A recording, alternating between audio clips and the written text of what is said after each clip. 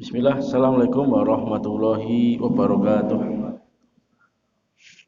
Alhamdulillah, Alhamdulillah hamdan thayyiban mubarakan fih kama yuhibbu rabbuna wa yardaha. Asyhadu an la ilaha illallah wahdahu la syarika lah wa asyhadu anna Muhammadan abduhu wa rasuluh la nabiyya wa la rasula ba'dah. Usikum wa iyaya wa nafsi bitaqwallah fi sirri wa aliyah.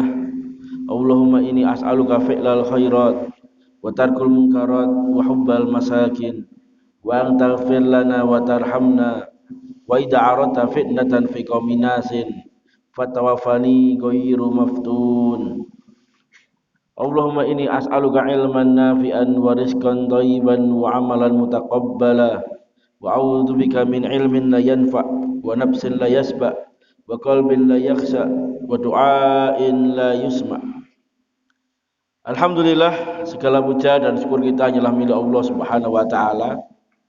Kita bersyukur pada Allah taala di kesempatan yang paling mulia, di kesempatan yang semoga Allah Subhanahu wa taala memberikan kepada kita keberkahan sisa-sisa umur kita ini. Allah Subhanahu wa taala menguatkan kita untuk mendatangi salah satu tempat yang terbaik di muka bumi ini, yaitu masjid. Karena masjid ini adalah tempat yang terbaik di muka bumi. Sebaik-baik tempat adalah masjid, seburuk-buruk tempat adalah pasar.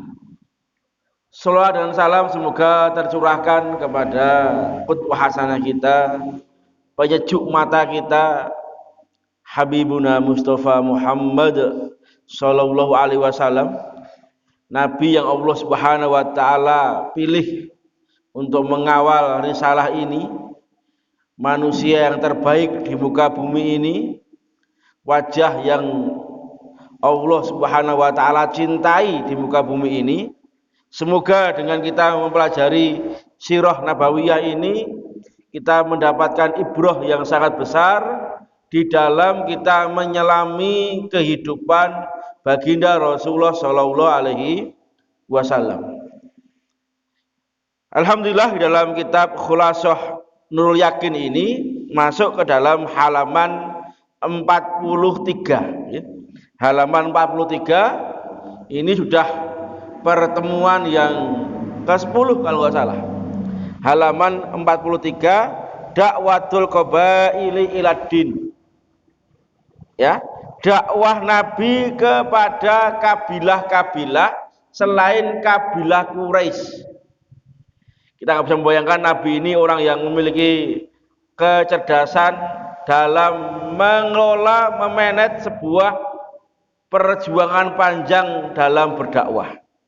Berbagai macam uslub, cara beliau tempuh. Yang penting cara itu tidak melanggar syar'i. Beliau menempuh berbagai macam cara. Gagal menembus orang-orang Arab Quraisy, beliau perintahkan sahabatnya untuk hijrah ke negeri Habasyah.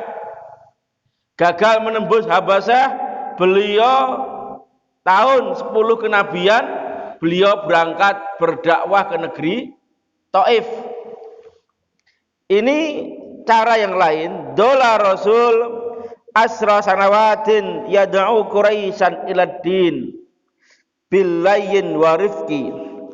Rasulullah SAW selama 10 tahun ya, beliau sudah berdakwah kepada orang Quraisy, kepada agama ini billayyin wa rifqi, dengan lemah lembut, dengan penuh kasih sayang.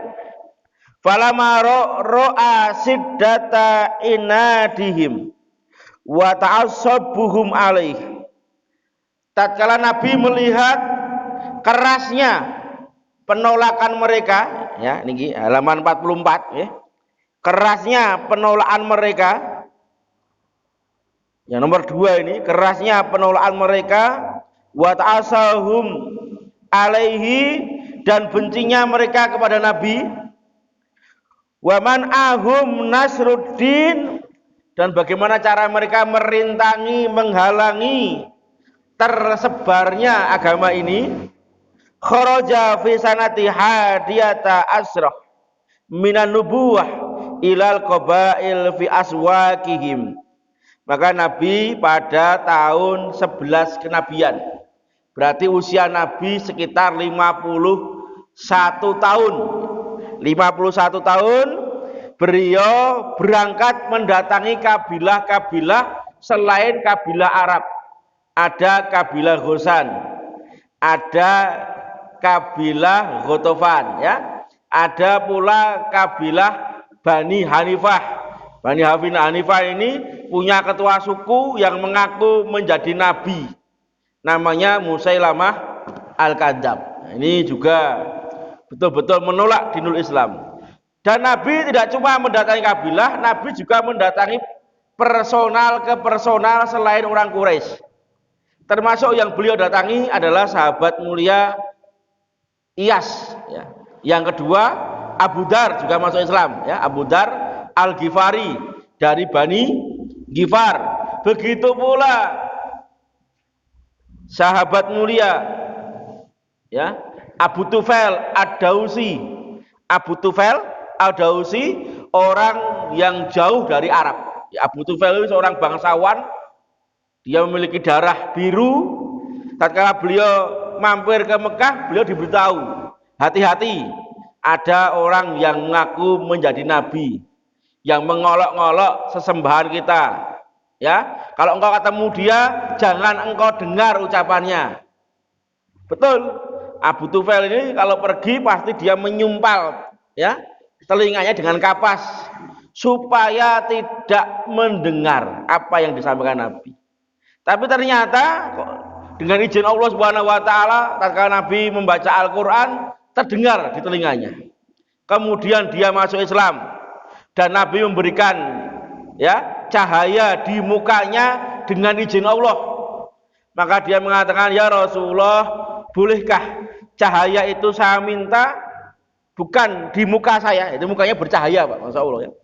Dengan izin Allah Subhanahu wa taala, dia minta cahayanya itu dipindah di ujung cambuknya. Maka Bani Daus semua masuk Islam berkat dakwahnya Abu Tufail Ad-Dausi. Ini Nabi, ya, Masya Allah.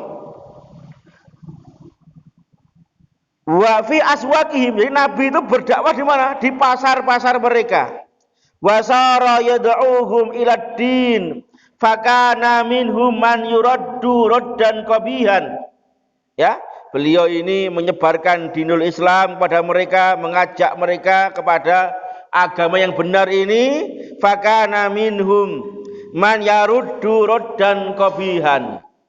Dan ternyata ada sebagian dari mereka yang menolak dengan tolakan yang sangat buruk, menolak dengan tolakan yang sangat jelek. Wa minhum, yaitu siapa? Yang menolak sangat jelek itulah Bani Hanifah, ya. Wa minhum man yaruddu raddan hasanan. Tapi ada juga yang menolak dengan cara yang baik. Wa kana min akbahihim raddan Banu Hanifah. Dan yang paling jelek penolakannya, paling buruk perlakuannya kepada Nabi adalah Bani Hanifah. Jama'atun muslimatal kadzab. Ini adalah jamaahnya, anak buahnya Musailamah Al-Kadzab yang nanti di zaman Abu Bakar diperangi, ya. Kita lanjutkan bab yang ke-37. Bad'ul Islam al-Ansor. Ini, ya. Bad'ul Islamil Ansor, ya. Orang-orang Ansor yang pertama masuk Islam. Fi sanati hadiyat asroh. Di tahun 11 kenabian, berarti usia beliau 51 tahun. Qadima Makkata sittatu nafarin min Arabi Yasrib lil hajj. Maka datang ke Mekah 6 orang dari Arab Yasrib. 6 orang, ya. Semuanya dari Bani Khazraj untuk haji. Jadi Nabi itu tidak melewatkan musim haji untuk dakwah. Jadi Nabi ini mengambil peluang, tidak melewatkan peluang dalam musim haji karena bertemu berbagai macam kabilah. Itulah cara Nabi untuk berdakwah. Jadi Nabi ini tidak melewatkan peluang yang sangat baik, yaitu tatkala haji tahun 11 kenabian, ada 6 orang dari Yasrib. Yasrib itu nama lain Madinah. Jadi Madinah itu namanya dulu Yasrib. Kenapa dinamai Yasrib? Karena yang buka itu namanya Yasrib.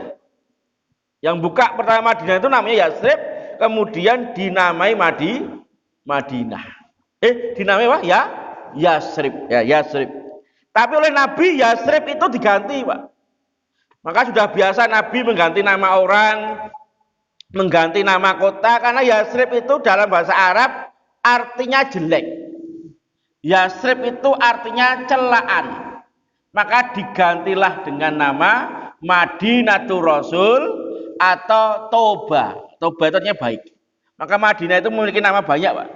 Salah satu adalah namanya Madinatul Rasul, Thayyibah, yang ketiga Toba. Artinya baik. Madinatul Rasul berarti artinya kotanya Rasul. Maka datanglah 6 orang dari Yasrib. Fada'ahum an-nabi sallallahu alaihi wasallam illal islam wa illa mu'anatihim fit tablighi risalati rabbi.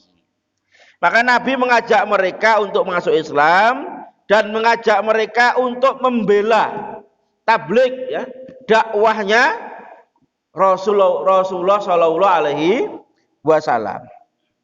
Fa amanu bihi wa saddaqu wa qalu fima bainahum wallahi innahu nabiyyu alladzi ta'iduna bihil yahud fala yasbiquna ilaih. Maka mereka beriman, mereka mempercayainya, dan mereka berkata, ya, apa kata mereka?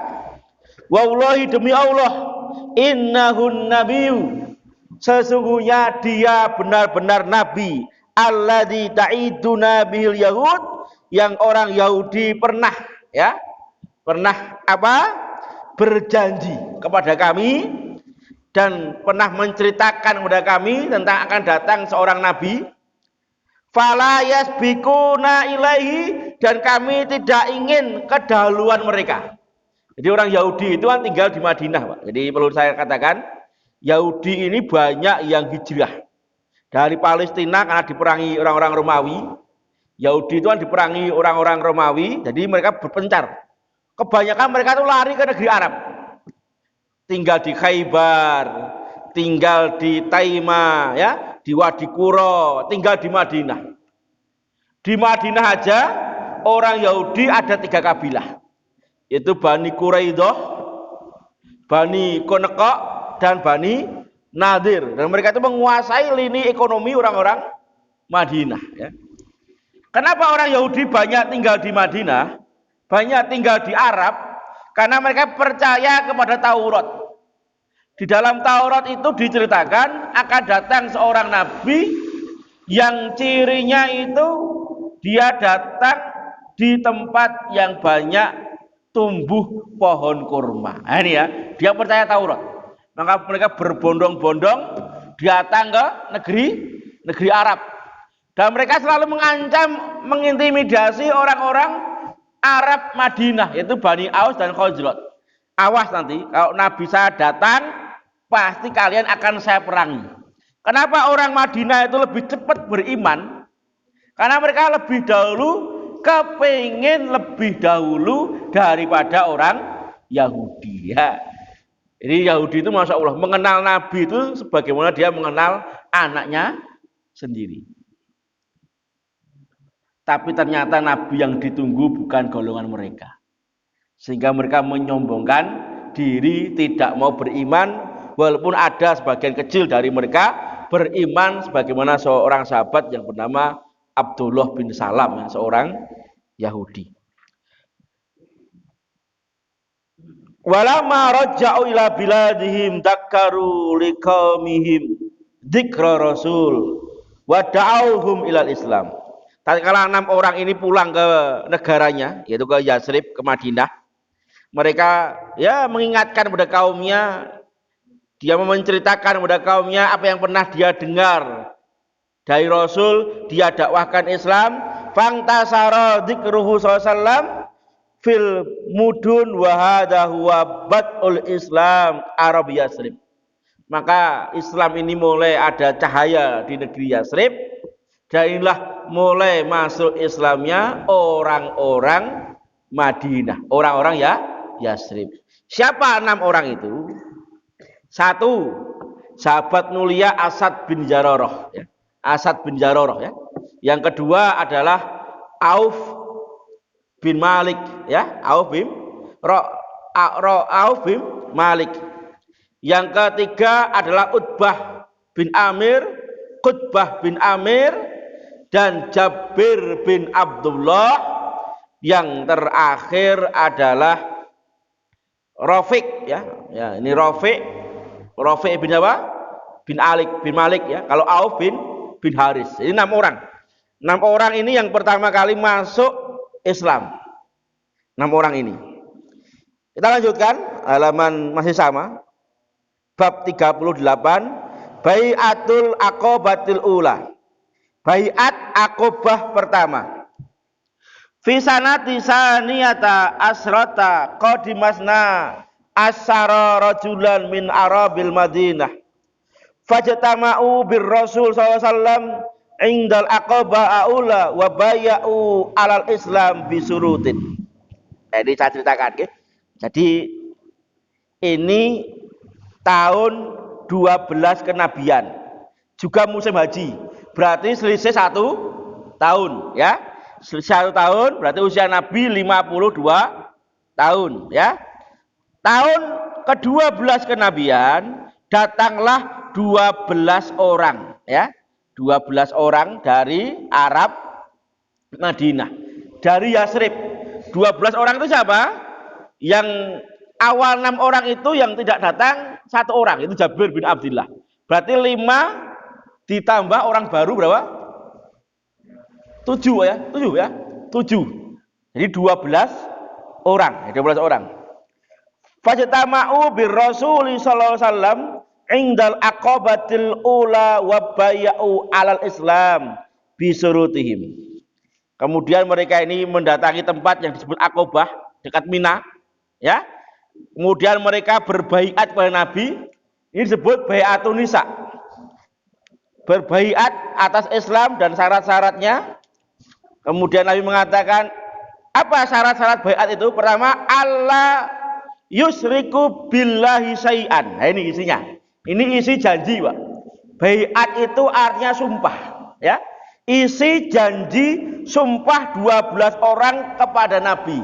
Isi konsul baiat itu pertama, alla yusriku billahi syai'an. Pertama, jangan menyekutukan Allah dengan sesuatu apapun.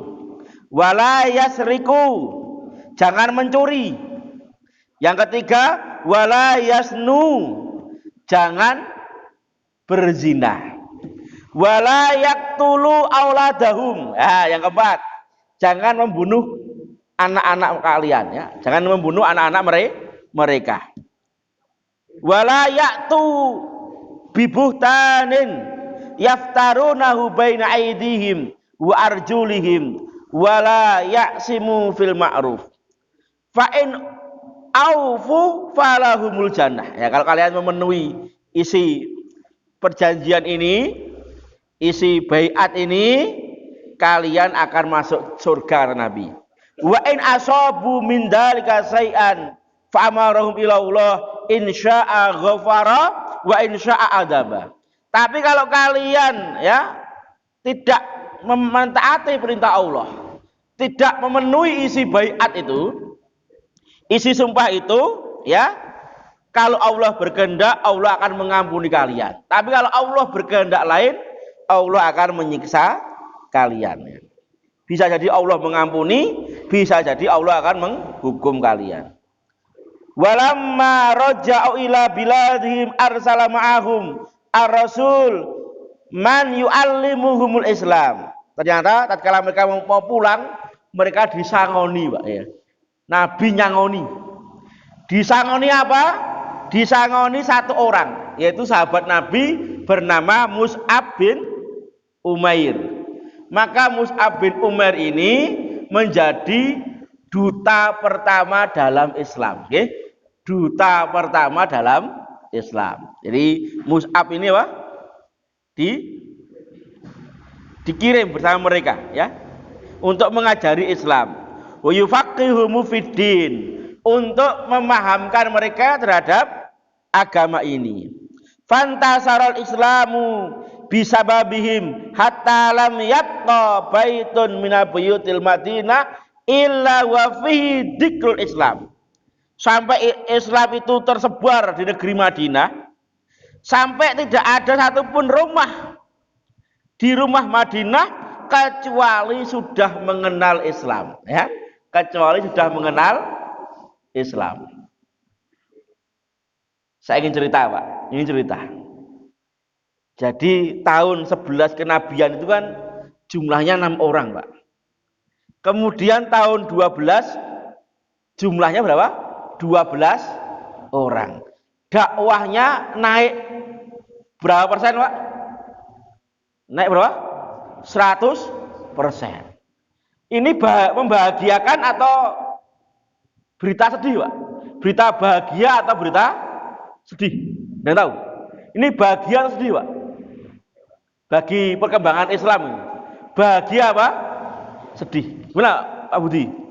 Bahagia. Ini bahagia juga menyedihkan, Pak. Kenapa menyedihkan? Karena Islam berkembang pesat tanpa dipandu dengan ilmu. Mereka ketemu Nabi cuma 1 tahun sekali. Ya, ini juga menyedihkan. Maka Nabi tidak ingin, ya, mereka ini mengenal Islam tanpa mengenal ilmu. Maka Nabi mengirim 1 sahabat untuk apa? Mendidik mereka, yaitu Mus'ab bin Umair. Masya Allah, ya, karena dakwahnya pesat kok tanpa dikiringi ilmu, maka nanti terjadinya adalah kejahilian, malah bisa jadi kemusyrikan. Maka perlu dikawal dengan ilmu. Maka Mus'ab bin Umair ini mengawal ilmu mereka. Ikhwatal iman wa ikhwatal Islam, kami ceritakan, Pak, keberhasilan dakwahnya Mus'ab dengan izin Allah. Jadi Madinah itu masuk Islam cukup dengan 4 orang, Pak. Jadi bayangkan, Pak, ya, 4 pemuda mampu mengislamkan 1 kota. Belum tentu Pak Budi saya tugaskan ke negeri pelosok berhasil, ya. 4 orang, Pak, 4 orang. Pertama, Mus'ab berangkat bersama Asad bin Zararah. Waktu itu beliau berangkat di suatu kampung, ya, suatu kebun. Itu terdengar oleh penguasa Madinah, yaitu Sa'ad bin Mu'ad, ada orang yang membodoh-bodohkan sesembahan mereka, yang melemahkan orang-orang lemah di antara mereka. Maka Sa'ad bin Mu'ad mengutus Usaid bin Hundair untuk mengusir mereka, mengusir 2 orang ini. Maka Usaid bin Hundair itu sudah berangkat membawa tombak, Pak, ya, membawa tombak. Sudah sampai di depannya Mus'ab bin Umair dengan Asad bin Zararah. Apa kata Usaid bin Hundair? Kalian jangan tinggal di sini, kami usir keluar dari kota kami. Apa kata Mus'ab bin Umair? Kamu duduk, saya bacakan Al-Quran. Kalau engkau tidak setuju, saya pergi. Kalau engkau setuju, engkau masuk Islam. Nah, ini Masya Allah nih. Ini langsung dia setuju. Jadi dibaca Al-Quran itu wajahnya itu berubah, Pak. Wajah yang marah itu menjadi wajah yang beriman, ya. Kemudian Usaid bin Hundair mengatakan, saya pengen masuk Islam. Kalau engkau pengen masuk Islam, mandi, ya, suruh mandi, kemudian suruh baca syahadat, kemudian suruh sholat 2 rakaat. Maka Usaid bin Hundair waktu itu langsung masuk Islam. Padahal beliau termasuk tokoh di tengah-tengah kaumnya. Kemudian Usaid bin Hudayr mengatakan, maukah saya beritahu, ada orang yang lebih ketokohannya daripada saya. Kalau dia masuk Islam, maka masuk Islam semua masyarakat ini. Maka akan saya rekayasa bagaimana dia bisa datang ke sini. Baru masuk Islam aja ingin berkarya, Pak. Baru masuk Islam aja ingin berbuat untuk Islam, yaitu Usaid bin Hudayr. Maka Usaid bin Hudayr mendatangi Sa'ad bin Mu'ad.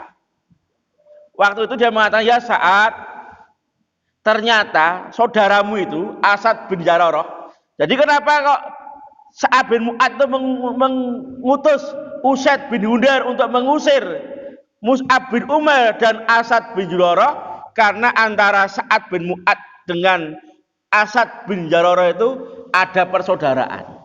Saudara sepupu, Pak. Nah, dia langsung ngusir orang penak. Berarti ngusirnya lewat orang lain, ya. Ngusirnya lewat orang lain. Jadi nabok milih tangan, Pak. Milih tangan, ya, ngusir orang lain. Akhirnya betul, saudaramu itu mau dibunuh Bani Haris. Maka marahlah Sa'ad bin Mu'ad, dia berangkat ke sana. Ternyata dia tahu dua orang itu baru ngobrol, baru sendaguro. Apa kata Sa'ad bin Mu'ad? Usaid bin Hudayr telah, ya, menipu saya. Ternyata tidak ada apa-apa. Betul, dia disuruh duduk, dibacakan Al-Quran, langsung masuk Islam. Sa'ad bin Mu'ad. Tatkala beliau masuk Islam, beliau kumpulkan semua kabilah. Dan beliau berkata, wahai, ya, saudara-saudara kami, apakah Anda percaya dengan saya? Apakah saya adalah pemimpin Anda? Maka dia mengatakan, iya. Kalau begitu, saya masuk Islam, ya, disuruh masuk Islam, ya. Kalau engkau tidak mau masuk Islam, saya selamanya tidak akan mengajak bicara dengan Anda. Masya Allah, Pak, ya. Ini seorang pemimpin. Kita nggak bisa membayangkan kalau seorang pemimpin ini melakukan fungsi yang benar sebagaimana Sa'ad bin Mu'ad. Maka seluruh rakyatnya itu masuk Islam, kecuali satu yang nggak masuk Islam, yaitu Usairim, ya. Satu-satunya yang nggak masuk Islam dari Bani Ashal cuma satu, yaitu Usairim. Semua masuk Islam. Kita nggak bisa bayangkan bagaimana Sa'ad bin Mu'ad ini, masya Allah, memberikan tawaran, ya. Apa tawarannya? Kalau engkau tidak masuk Islam, saya selamanya tidak akan pernah mengajak bicara kalian. Masya Allah, ya. Langsung berbondong-bondong masuk Islam. Waktu itu usianya Sa'ad bin Mu'ad 30 tahun. Beliau meninggal tatkala tahun 5 Hijriah. Berarti usia beliau sekitar 35 tahun. Tapi Nabi berkata, ihtaza arsy Rahman bimauti Sa'ad bin Mu'ad. Arsnya Allah, singgasana Allah itu bergetar, bergoyang karena kematiannya Sa'ad bin Mu'ad. Ini kan orang mulia, Pak. Karena apa? Seluruh potensi hidupnya digunakan untuk Islam, ya. Waktunya, hartanya, jiwanya, kekuasaannya pun juga untuk Islam. Sampai Nabi mengatakan arsnya Allah itu berguncang tatkala dia meninggal. Padahal dia kenal Islam cuma 5 tahun, Pak. Masya Allah, ini luar biasa. Usairim itu nggak masuk Islam, tapi Nabi pernah bersabda kepada Usairim. Apa kata Nabi?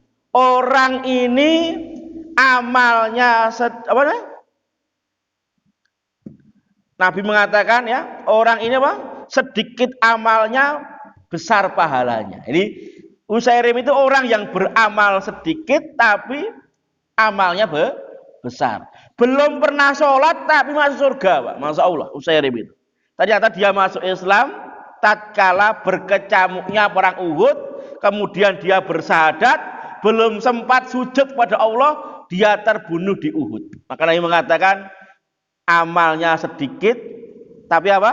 Pahalanya besar. Masuk surga tapi belum pernah sujud pada Allah Subhanahu wa ta'ala karena nyawanya didahului oleh kematian. Ini Usairim terlambat masuk Islam tapi masuk jannah Allah Subhanahu wa ta'ala. Ini Madinah masuk Islam cukup dengan 4 orang. Asad bin Jararah, Mus'ad bin Umair, Usaid bin Hudair, yang keempat adalah Sa'ad bin Mu'ad. Masya Allah ya. Fi sanati satu asrata min nubuwah. Wafada ala Rasul salasatun wa sab'una rajulan wa imra'atani min arabil Madinah. Tahun ke-13 kenabian, ini ya, Bai'at Aqobah As-Sanisah, itu Bai'at Aqobah yang kedua atau Bai'atul Kubra, ya. Tahun 13 kenabian datanglah ya utusan 73 laki-laki dan 2 orang perempuan dari Arab Madinah. Berarti berapa Pak? 75 orang. 73 laki-laki, 2 perempuan. Yang 2 itu siapa? Nusaibah. Yang satu adalah namanya Asma, ya. Nusaibah dan Asma. Fabaya'u Rasul indal aqobati saniyah. Maka mereka berbaiat kepada Nabi di Aqobah yang kedua. Apa isi bai'ahnya? Allah an ya'budullah wala yusriku bi syai'an. Sama. Menyembah Allah, tidak menyekutukan Allah dengan sesuatu apapun. Wa an yamna'u Rasul idza hajar ilaihim. Tapi ada poin yang kedua, Pak. Apa poin yang kedua itu? Menolong Nabi kalau Nabi hijrah ke Madinah. Masya Allah. Summa akhraju isna asara naqiban minhum. Kemudian Nabi membagi menjadi 12 pemimpin. Ya. Faqala lahum Rasul. Kemudian Nabi berkata, antum wukala ala qaumihim bima fihim. Kalian yang 12 orang itu adalah wakil-wakilnya, ya, golongan kalian, kabilah-kabilah kalian. Kafalatil hawariyin li Isa bin Maryam. Kalian seperti Hawari, ya. Hawari itu siapa? Kaumnya Nabi Isa yang menolong Isa alaihissalam, ya. Kalian sebagaimana Hawari. Wa anna kafilun ala qaumi, sedangkan saya adalah penjamin untuk kaum saya. Faraja'u ilal Madinah fangtasal Islam fi ma'aksara mim marratil ula. Kemudian mereka pulang ke Madinah dan Islam tersebar di Madinah lebih banyak daripada tahun-tahun sebelumnya. Ikhwatal iman wa ikhwatal Islam, tidak saya bahas. Kalau saya bahas sangat panjang itu, Pak. Tentang Bai'at Aqobah yang kedua ini, karena ada peristiwa yang ditulis oleh para ahli sejarah, ya. Tentang bagaimana peristiwa sumpah mereka ini ketahuan oleh orang-orang Quraisy, ya. Tapi karena waktu tidak saya bahas. Bab yang terakhir dalam materi ini, yang insya Allah kurang 2 kali pertemuan sudah selesai. Insya Allah kita nanti cari buku lagi, buku yang jilid yang kedua. Hijratul muslimina ilal Madinah. Hijrahnya orang-orang Muslim ke Madinah. Anda nggak bisa bayangkan, Pak. Nabi mencari tempat untuk menjadi pelindung itu kemana-mana, Pak. Dicari ke Afrika, ya, ke Taif, ya, ke kabilah-kabilah. Ternyata yang menerima Madinah. Padahal Madinah itu kota yang sangat dihina oleh orang-orang Arab. Madinah itu kota berpenyakit. Jadi kalau sahabat Nabi hijrah ke Madinah pasti sakit, terkena namanya Hummal Madinah, demam Madinah. Jadi Nabi Madinah itu kotanya penyakitan, ya. Masyarakatnya juga tidak jauh dari Mekah, ya. Masyarakatnya juga dikuasai oleh orang Yahudi dan tidak seramai kota Mekah, karena Mekah ada Ka'bah yang tiap tahun orang berdatangan untuk haji, dan setelah haji mereka berdagang.